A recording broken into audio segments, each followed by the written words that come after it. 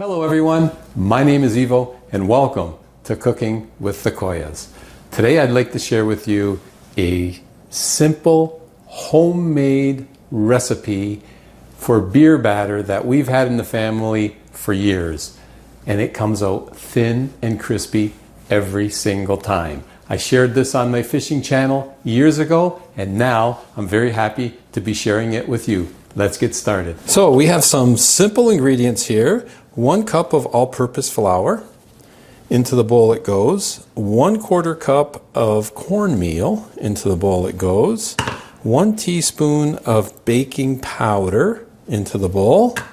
And I have here 1 teaspoon of Old Bay seasoning. Now, if you don't have Old Bay seasoning, you could use a 1/2 teaspoon of salt and a 1/2 teaspoon of pepper, or you could use a 1/2 teaspoon of salt, 1/4 teaspoon of paprika, and a 1/4 teaspoon of celery salt.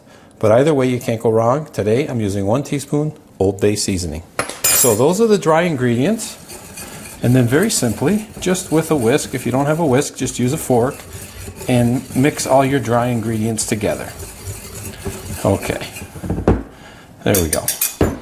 Now, for the liquid part, yes, we are going to add 1 cup of beer. Now, if you don't want to use beer because of the alcohol, then you could use non-alcoholic beer. And if you don't want to use, if you don't like the flavor of beer at all, then by all means, you could use water, soda water, for example, or you could use milk as well. They will all work for as far as the liquid goes for this recipe. Alrighty, so now that the beer is in there, just with a spatula, just mix it all together. Okay, and you're going to see it's going to start to form a batter. So let's get that all mixed in here together. Okay, just keep mixing, and as you continue to mix, the flour is going to get incorporated, the flour and the cornmeal, and the batter is going to start to thicken up a bit. Okay, we're starting to get a real nice batter here, folks. See, it's not too thick, it's not too thin. If you see any little lumps, just kind of break them apart. All right, everything is mixed in nicely now, and here's the thing. If this batter is too thin for you, then you can add a little more flour. If it's too thick, you can add a little more beer or a little more liquid. But this actual consistency is going to make a really nice thin and crispy batter right here. So I'm going to leave it just the way it is.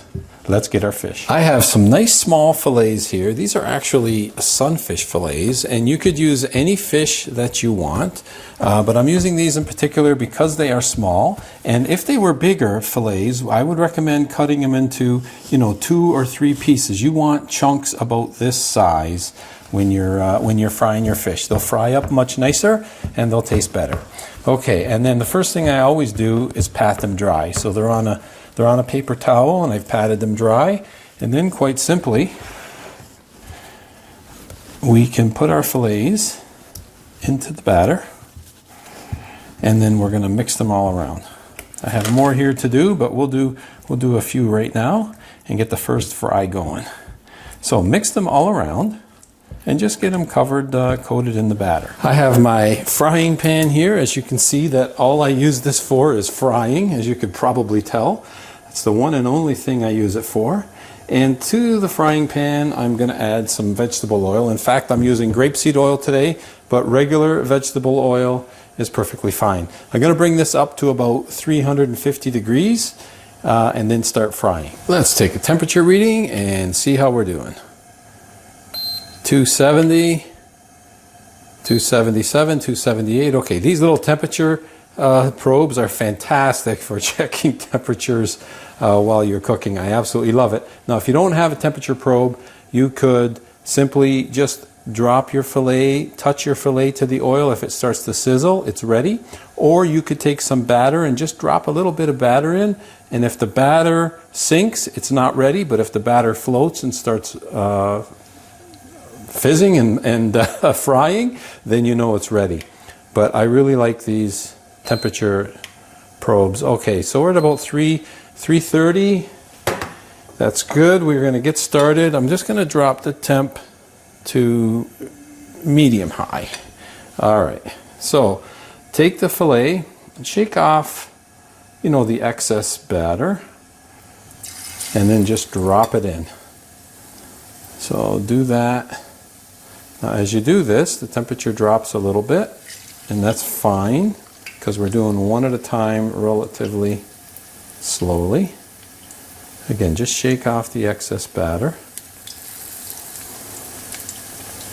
and drop the fillets right into that hot oil. Oops, that one literally dropped. Okay. Oh, that's funny. Okay. There's another one. Now, all we want to do here, they don't cook that long.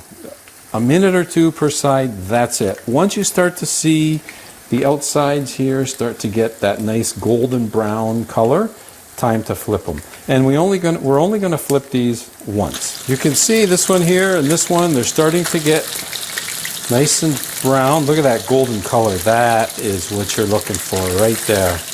Oh yeah, there you go. Oh, these are going to be good. That one maybe cooked a bit much. It'll be a little crispier. These ones, okay, a light golden brown. That one needs a little bit more. This one looks good. See the golden brown here? See all that golden brown? That's how I know that the backside, oh, these two are kind of stuck together.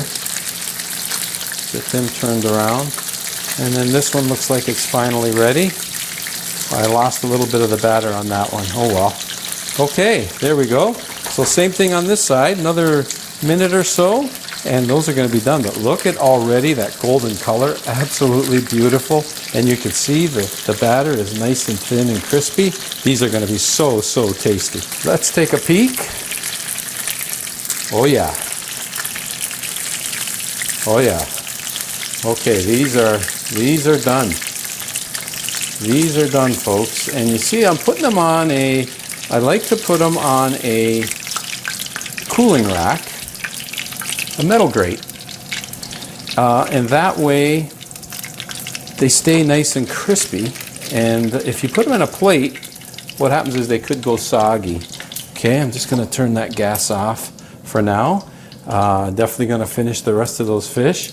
But right now, I'm going to add a little bit of salt. Okay, just a tad bit of salt. Just a bit, because we already seasoned our batter, so you don't really need a lot of salt. So I'm going to say at this point, it's salt to taste. And speaking of taste, I'm going to have to give it a few seconds, but I'm definitely going to dig in. They're going to be really, really hot right now, but I want you to see this crispy batter. As you know, folks, always my favorite part of the show. Okay. We have got some absolute beautiful fish fillets here. I'm going to start with this one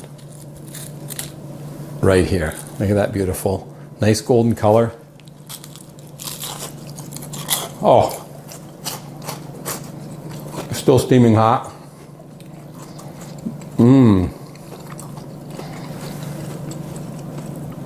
You will not get fish and chips like this in a restaurant. Absolutely no way. We used fresh oil, fresh ingredients, fresh fish, and what a thin, crispy, light batter.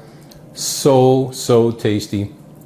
And you know what, folks, with ingredients that you most likely have right now in your kitchen. Simple, homemade beer batter at its best right here. I really hope you give this recipe a try. We're going to enjoy a fish and chips dinner. I don't know if you can hear my air fryer going, but I've got French fries starting to fry up. It's going to be a fantastic fish and chips dinner tonight. And again, I'm always happy to share my recipes with you, but I'm always happier if you make the recipes and you enjoy the meal. That's what makes me the happiest.